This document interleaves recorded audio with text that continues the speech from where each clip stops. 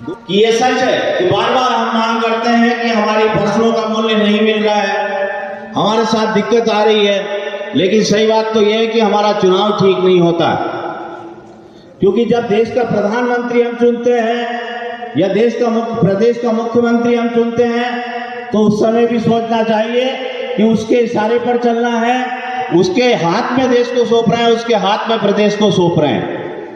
और ये स्थिति को हम नजरअंदाज करते हुए सिर्फ भाजपा और कांग्रेस की बात करते हैं और झंडे पे जाते हैं, हिंदू मुस्लिम बात पे जाते हैं, पाकिस्तान में घुसने की बात जो करते हैं। 4 साल पाकिस्तान में कोई नहीं घुसता, जब चुनाव होता तो पाकिस्तान की बात होती है, झंडे की बात होती है, हिंदू मुस्लिम बात की बात होती है, कोई तरक्की की विकास की बात नहीं होती है। अब प्रधानमंत्री की बात करें तो लाल बहादुर शास्त्री जी को ले लीजिए, चरण सिंह चौधरी जी को ले लीजिए।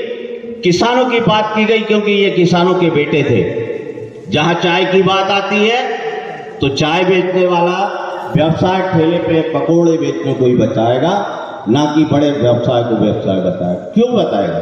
क्योंकि जिसका जो कल्चर है वो ही बताएगा। जिसको आप जो चुन के भेजेंगे, चाय वाले को भेजेंगे, चाय वाला ठेला लगवा करके व्यवसाय बताएगा, उसको युवाओं को व्यवसाय करना बताएगा।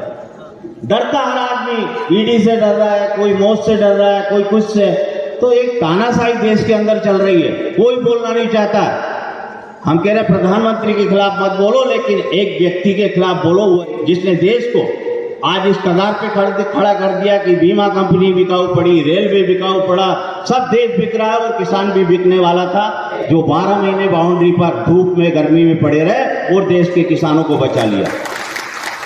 नहीं तो आज देश का किसान बिका होता, कल गांव बिके होते, घर बिके होते। ये स्थिति होती कि हर व्यक्ति के ऊपर ये बड़े बड़े उद्योगपति घरानों का कब्जा होता, नौकरी कर रहे होते। वास्तव में देश को, हर किसानों को मजदूरी करनी पड़ती है और इनको मजदूरों की आवश्यकता है। इसके लिए कहीं ना कहीं देश के अंदर अगर गरीब होंगे, किसान मजदूर होगा, तब जाके इनके उद्योग और फैक्ट्री धंधे चलेंगे। ये आपको सोचना पड़ेगा। जब तक आप मजबूत नहीं होंगे तब तक आप लड़ाई नहीं लड़ पाएंगे। ये स्पष्ट तौर पे मैं कह रहा हूं। हम एमएसपी की मांग करते हैं, करते रहिए आप एमएसपी की मांग, लेकिन उनकी नजर बड़े बड़े उद्योग धंधे व्यापार इनके ऊपर है। तब तक आपका भला नहीं हो सकता जब तक कि इनका झंडा उठाना बंद आप नहीं कर देंगे, इनकी बातों में नहीं आएंगे। ये 2022 का मुद्दा उन्होंने लिया था कि डबल कर देंगे, आज डबल कर देंगे।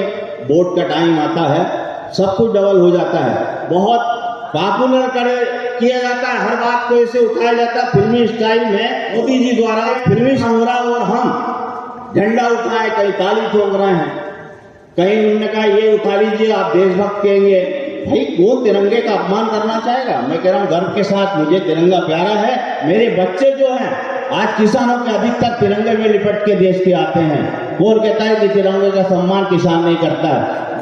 देश की धरती जिसका सीना चीर करके किसान आज धरती को बोता है और बकरता है, उसकी माता की सेवा किसानों से बढ़ के 90% किसान देश के अंदर है। तुम क्या जानो देशभक्ति को? इन किसानों से पूछो, हमसे पूछो कि देशभक्त कौन है।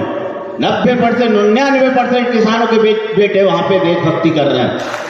वो है देशभक्ति कि हम एक औलाद को बेचे, दूसरे को भेजते हैं खेत पे, वो देशभक्ति कहलाती। ये देशभक्ति नहीं कहलाती कि आप झंडा उठा लीजिए, फलाना कर दीजिए, थाली बजाइए। बीमारी को भी थाली बजवा रहे हैं। उस समय मौतें हो रही, उस समय दुनिया भर के लोग रोड पे सड़कों पे घूम रहे भूखे प्यासे और अपनी जगह जगह से ठेले उठा के घूम रहे। उन मजदूरों के बारे में नहीं सोच रहे क्या स्थिति हो रही। आप थाली बजाइए, कोरोना भाग जाएगा। कोरोना भाग गया।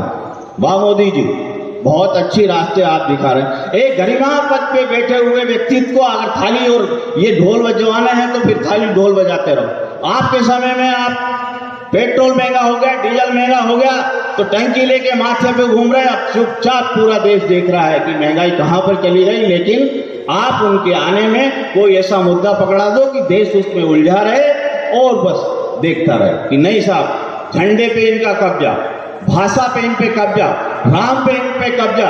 आप बोलोगे तो भाजपा के कहलाओगे, तो क्या क्या छोड़ोगे? खाना छोड़ दोगे कल का। तो ये स्थिति बननी है।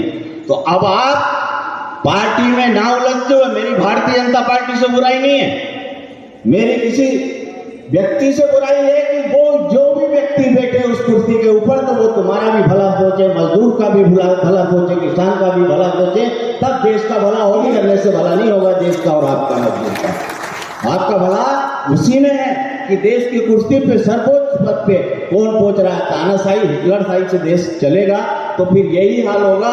ना तो एमएसपी मिलने वाली है, ना कुछ मिलने वाला है। उस समय 700 किसानों की शहादत दे करके हमने कृषि कानून का वापसी का वहां प्रस्ताव पास किया कि अब ये हिलने वाले नहीं है। इस देश का किसान खड़ा हो गया, जागृत हो गया, पुनः जागृत होना पड़ेगा। इनको वोट की चोट जब तक आप नहीं दोगे तब तक इनका कुछ भी नहीं मिलेगा। ये यहीं बैठे रहेंगे, तानाशाही करते रहेंगे, कहीं हिंदी का माध्यम लेंगे, कहीं गोलियों का माध्यम लेंगे, कहीं कुछ लेंगे। इस प्रकार से यहाँ चलता रहे किसानों का, चाहे जो हो। खरीदी मूंग की अभी चालू इन्होंने की, क्यों? क्योंकि लेट करने का कारण मुख्य ये है कि जितना बिक सके बिक जाने दो, इनके बस की नहीं है कि ये खरीद ले समर्थन मूल्य पे। प्याज सड़कों पे बिक रहा है, क्या प्रदेश की सरकार को नहीं दिख रहा है? देश की सरकार को नहीं दिख रहा? मजबूरी आपकी है, उनकी नहीं है। वो कुर्सी आपने दी है, लेकिन कुर्सियों को बदलना सीखो, व्यक्ति को चुनना सीखो। प्रधानमंत्री और मुख्यमंत्री में दिक्कत नहीं है, व्यक्ति में दिक्कत है, व्यक्ति को बदल लो। जय जवान जय किसान।